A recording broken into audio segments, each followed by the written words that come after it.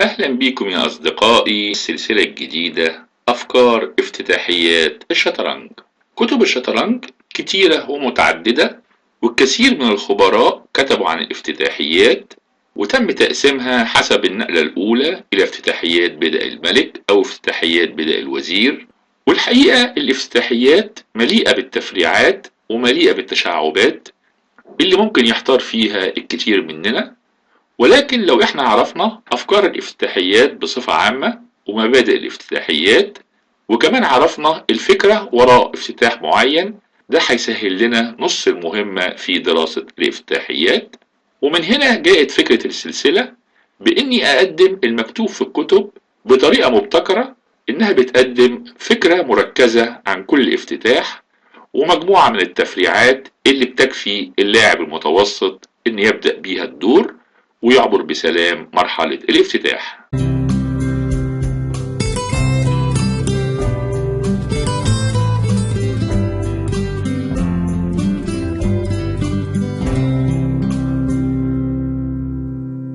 الجزء الثاني من أفكار افتتاحيات الشطرنج خاص بافتتاحيات بدء الملك النصف مفتوحة. الأبيض دايما بيلعب E4 والأسود بيرد بأي نقلة فيما عدا ال E5. فيديو رقم 40 اللي بيمثل الجزء الثالث والأخير من دفاع كاروكان E4 C6، والفيديو ده تم نشره من قبل بصورة مستقلة وتم ضمه لهذه السلسلة. مرحبا بكم في هذا الفيديو الذي نستكمل فيه دفاع الكاروكان تفريع فانتسي. دفاع الكاروكان يبدأ ب E4 C6 D4 D5، هذا هو الكاروكان، ويبدأ تفريع فانسي بلعب الأبيض F3. يمكنك أن ترى الأسود وهو يكسب ببساطة هنا على E4، وهذا مألوف جدا، والأبيض يمكنه التفاعل بردين. أولا بالأخذ بهذا البيدق، وهذا حللناه بشيء من التفصيل في الفيديو السابق وسنستكمله في هذا الفيديو. أو ثانيا بلعب نايت C3، وسنتكلم عن ذلك في هذا الفيديو أيضا. سنتكلم في هذا الفيديو عن بعض التفريعات الرئيسية التي يمكن أن تراها، وبعض المفاهيم المفتاح التي تشرح لك كيف تهاجم ضد دفاع كاروكان تفريع فانسي. الأسود لديه خيارات قليلة في هذا الموقف. يمكنه أن يلعب نقلة مثل E5 لضرب وسط الأبيض، وهذا ما حللناه في الفيديو السابق. رد آخر للأسود هو لعب نايت F6، وهي نقلة مشهورة. الأبيض يمكنه الرد ب E5، ليس هناك مربعات كثيرة صالحة للحصان. إذا جاء إلى E4 يستكمل الأبيض تعبئته ويلعب نايت F3، متظاهرا بعدم وجود حصان E4 الذي لا يقوم بأي ضغط حاليا. إذا لعب النقلة المشهورة نايت D5 حيث يقع تحت حماية بيدق C6، يمكن للأبيض مواصلة الضغط بنقلة مثل C4، والحصان أين يمكنه الذهاب الآن؟ إنه يعلم أن مربع C7 سيء للغاية حيث يغلق طريق الوزير. الذهاب لمربع مثل B6 سلبي للغاية حيث يواصل الأبيض نايت F3 ويسيطر على وسط الرقعة، ودور قطعه أصبح أكثر تحديدا، بينما من غير الواضح كيفية تفاعل الأسود مع هذا الموقف، ولذلك فهذا التفريع سيء للأسود. بدلا من ذلك قد يلعب الأسود نايت D7، والتي يرد عليها الأبيض نايت F3. ليس للأسود الكثير من الخيارات حيث أن موقفه مزدحم بعض الشيء، ولكنه يستطيع لعب G6 للمساعدة في تعبئة جناح الملك، ويرد الأبيض بيشوب C4، وهذا مربع هام حيث أن بيدق دي الأسود اختفى، والذي كان يستطيع طرد هذا الفيل، ولذلك وجود الفيل على هذا المربع يضع ضغطا كبيرا على الأسود.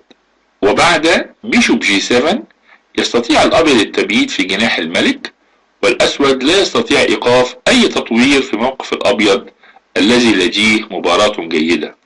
كما قلنا من قبل، الأبيض ليس مضطرا للأخذ على E4، بل يمكنه أن يلعب نقلة مثل نايت C3، وإذا أخذ الأسود على F3 الأبيض يرحب بهذه النقلة حيث يأخذ بحصانه على F3 وبذلك أدخل قطعتين صغيرتين إلى الدور.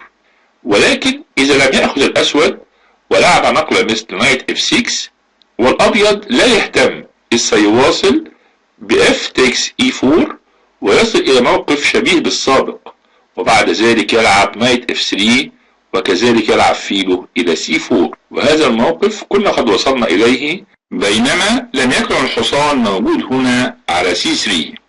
دعنا نلقي نظرة على الموقف بعد أن يأخذ الأسود على F3 ويعاود الأبيض الأخذ بنايت تيكس F3. يمكن للأسود المواصلة بنايت F6 وهذا موقف مشهور جدا. الأبيض يرد فورا ببيشوب C4 ثم يستكمل بالتبييت في جناح الملك ويهاجم مربع F7، ولذلك يبادر الأسود بلعب E6 قبل أن يقوم الأبيض بالتبييت. اختيار آخر للأسود هنا هو الاهتمام بجناح الملك ولعب G6 لمهاجمة بيدق D4 الأبيض، وهو البيدق الوحيد الذي يمتلكه الأبيض في الوسط. الأسود يحاول اللعب بالطريقة الأكثر حداثة وهي مهاجمة الوسط بالقطع الصغيرة من جوانب الرقعة، ويضع فيله على G7 مهاجما المربعات السوداء التي يحاول الأبيض السيطرة عليها حاليا. الأبيض يواصل بلعب بيشوب C4 وهذه أفضل نقلاته، ولذلك كما تلاحظ فإنه يكررها دائما في كل التفريعات. إنه من الهام جدا خلال النقلات القليلة القادمة إذا جاء الفيل الأسود إلى G7 تستطيع أن تلعب فيلك إلى G5 لوضع مزيد من الضغط بالفيلين. هذا الفيل يربط بيدق E ويمنعه من الحركة إلى E6 لتخفيف الضغط عن F7. إذا لعب الأسود نايت F6 تأتي نقلة الأبيض نايت E5 وهي شديدة الخطورة، حيث يهدد الأبيض بالتبييت في جناح الملك ويزيد الضغط على F7. وإذا حاول الأسود لتقليل الضغط لعب بيشوب E6، فبعد التكسير على E6 يقوم الأبيض بالتبييت في جناح الملك ويصل إلى موقف جيد جدا. إذا لعب الأسود بدلا من ذلك E6 يأتي الرخ هنا إلى F1. الأبيض لا يحتاج للتبييت هنا في جناح الملك، حيث أن الوزير سيتحرك قريبا ويستطيع الأبيض التبييت في جناح الوزير ويدخل رخه الآخر إلى اللعب، وهذا سيكون جيد جدا بالنسبة للأبيض أيضا. سنعود مرة أخرى إلى هذا الموقف، وبدلا من أن يأتي الفيل إلى G7 ماذا لو لعب الأسود أولا نايت F6؟ سيكون هذا خطأ أكبر، حيث يلعب الأبيض نايت E5 ومرة أخرى يشترك مع الفيل في مهاجمة F7. وإذا لعب الأسود بيشوب E6 يتم التكسير ويليه التبييت، وقد يكون هذا أفضل أكثر بالنسبة للأبيض حيث أن الفيل الأسود ليس على G7 حاليا. هيا نعود للخلف قليلا، وبدلا من لعب بيشوب E6 يلعب الأسود E6 ويرد الأبيض بروك F1 ويلعب الأسود بيشوب G7 محاولا حماية هذا الحصان، ولكنه هنا متخلف بنقلة حيث يلعب الأبيض بيشوب G5 ويضغط على الحصان ولا يستطيع الأسود التبييت، حيث يلعب الأبيض كوين F3 وسيفوز ماديا في النهاية. إذن كل التفريعات السابقة جيدة جدا بالنسبة للأبيض. التفريع الأخير هو ربما أحد أكثر الخطوط صلابة بالنسبة للأسود، ويبدأ بوضع بيدق هنا على E6، وهذا يشبه كثيرا تفريع الدفاع السلافي المشهور بوجود سلسلة البيادق C6 D5 E6. إنه يمنع بعض الهجوم الأبيض مثل وضع فيل المربعات البيضاء على C4، ولذلك فهو يعتبر من أكثر التفريعات الدفاعية الصلبة للأسود ضد تفريع فانسي. الأبيض الآن يتفاعل بنايت C3 وهي نقلة شهيرة جدا هنا، ولكن مرة أخرى هذا البيدق على F3 يوقف وصول الحصان إلى هذا المربع. الأبيض يريد أن يكسر الأسود على E4، حيث يعتقد الأسود أن وجود بيدق E6 سيمنع الكثير من الخطوط التكتيكية التي رأيناها سابقا للأبيض، ولذلك في قليل من الأحيان يقوم الأسود بالأخذ، ولكن هذا جيد بالنسبة للأبيض حيث أنه بعد معاولة الأخذ يصبح موقف الأسود سيء، حيث يتخلى عن بيدق D وتبقت بيادقه على C6 و E6 حيث يغلقان موقفه، والأبيض هو الذي يسيطر على الوسط. ولكننا نرى في بعض الأحيان الأسود يواصل بلعب بيشوب B4 محاولا ربط الحصان على C3. الأبيض يستطيع الرد بنايت E2 لحماية هذا الحصان، لأنه إذا لعب بيشوب D2 سيعرقل الوزير، أو ربما يلعب أولا كوين D3. ولكن الحصان مرة أخرى بما أنه لا يستطيع الوصول إلى مربع F3 فلا بأس بوجوده على E2. يمكن للأسود المواصلة بنايت F6 ويرد الأبيض بكوين D3 مضيفا مدافعا آخر عن بيضة E4. إذا عدنا وبدلا من لعب الفيل يمكن للأسود لعب نايت F6 التي يرد عليها الأبيض ب E5، ولا توجد مربعات جيدة يذهب لها الحصان.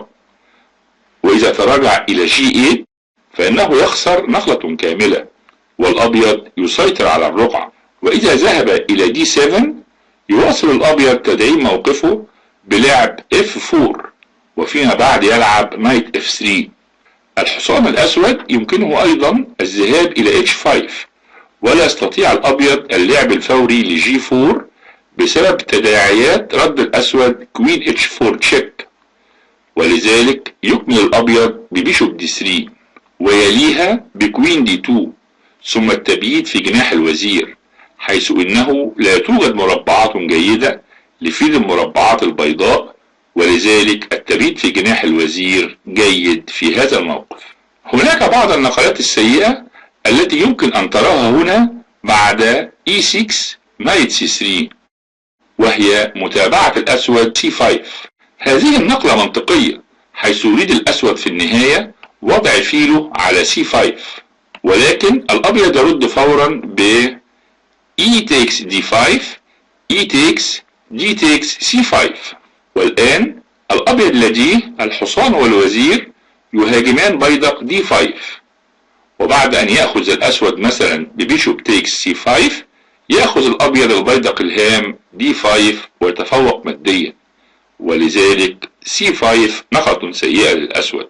الشيء الأخير الذي يمكن أن تراه هنا هو لعب الأسود كوين B6 واضعا ضغط على بيدق D4 وأيضا على بيدق B2، ولذلك لن يستطيع فيل المربعات السوداء الأبيض الذهاب إلى أي مكان حيث سيأتي الوزير ويأخذ هذا البيدق.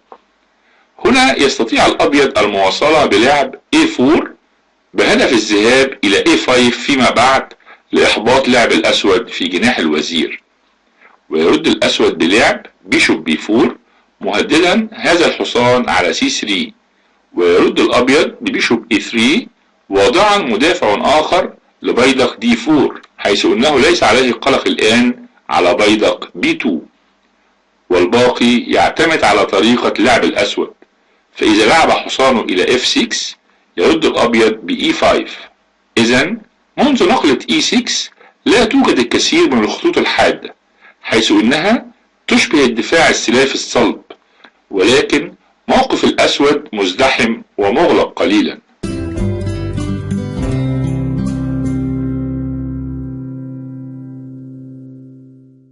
أرجو أن تكون قد استمتعت بدفاع الكاروكان، وأرجو أن ألقاك مع افتتاح آخر في فيديو قادم.